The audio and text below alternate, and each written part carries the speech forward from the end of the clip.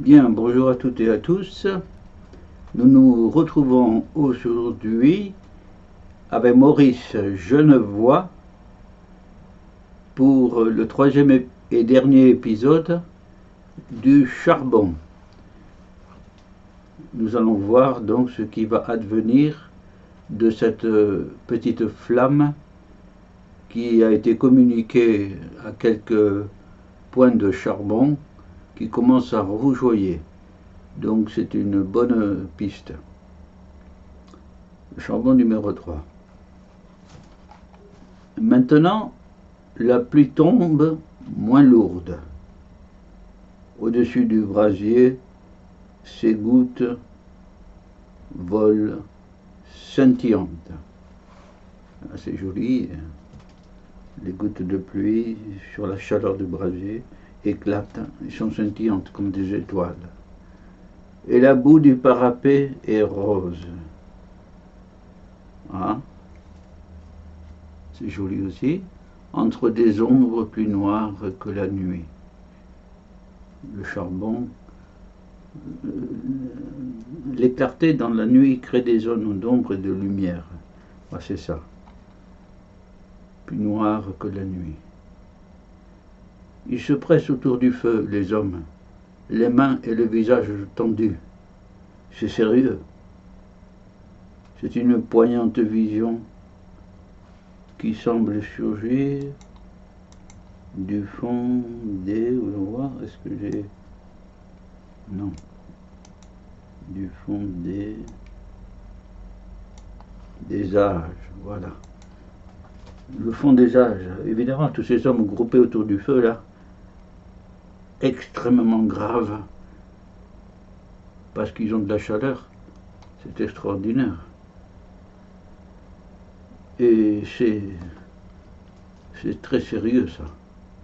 Comme nos ancêtres des cavernes, quand ils voyaient le feu s'allumer, la seule chaleur au monde. Barbu, le torse laineux, les traits modelés à grande masse frustrent. À grande masse. Ils entrent dans la lueur du feu qui les ressuscite un à un. Dans la lueur du feu qui les ressuscite un à un. Parce qu'ils sont nombreux. Alors ils se pressent. Ils ne se bousculent pas, par contre. Ils ne se bousculent pas. Ils se font place. Ils se serrent davantage. Ils se serrent dans le froid. Ça fait du bien de se serrer. Mets-toi là. Il y en a pour tout le monde. Mais il en arrive toujours d'autres. Quoi, la tranchée pousse dans le dos. C'est toute la tranchée au-delà qui fuit. Eh bien, les hommes arrivent. Du feu, c'est extraordinaire. De toute sa force ténébreuse et froide, surtout froide. Ceux qui ont chaud ne résistent qu'à peine. Et ils ont chaud, alors ça va. Ils s'éloignent, enveloppés de chaleur autour d'eux. Les yeux fixés sur ce coin de nuit rose, le feu, quoi, le parapet, l'endroit, le brasero, quoi. En attendant de revenir. Ouais, parce qu'ils vont se refroidir aussi. Laisse-moi passer, c'est mon tour. Biloré se retourne et reconnaît Durosier, un autre soldat. Il allait s'en aller. Maintenant, il hésite. C'est tellement bon d'être au coin du feu. Ton tour. C'est nous qui avons allumé le feu. Hein, c'est nous. Sous-entendu, on a le droit d'y rester. Il regarde pourtant cet homme gluant de boue et d'eau, grelottant, ce visage transi, ça se voit sous les traits du visage, cette barbe noyée qui dégoutelle.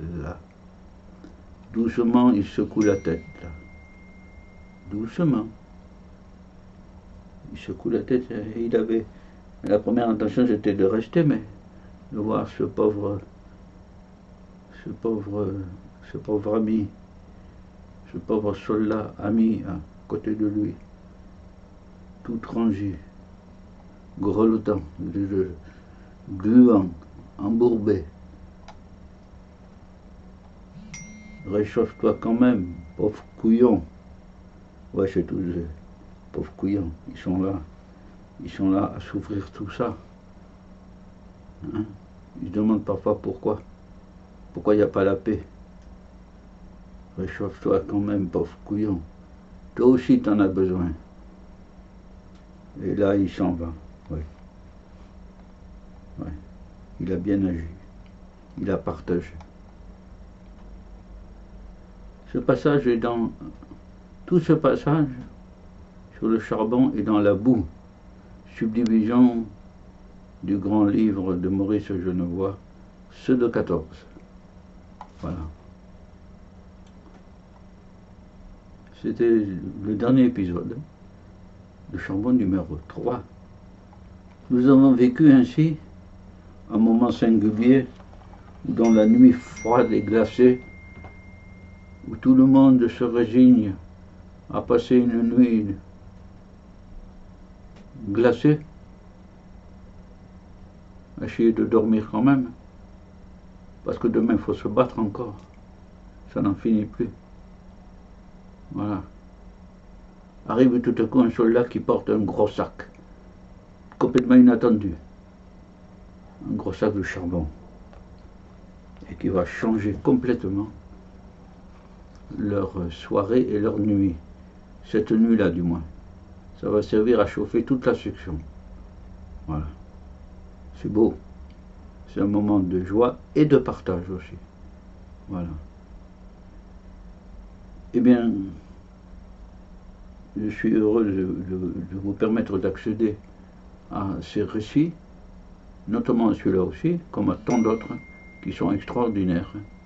Si Maurice Genevoix n'avait pas pris son crayon, les soirs surtout, je pense, ou dès qu'il avait un moment de libre entre les combats, les obus, les balles, les blessés, l'intendance, etc., eh bien, il a réussi à écrire tout ça, à prendre des notes, pour pouvoir réécrire tout ça le jour où il y aurait une paix éventuelle. Voilà. Eh bien, je vous dis au revoir à toutes et à tous, et vous pouvez raconter tout ça aussi. Voilà. Au revoir à toutes et à tous.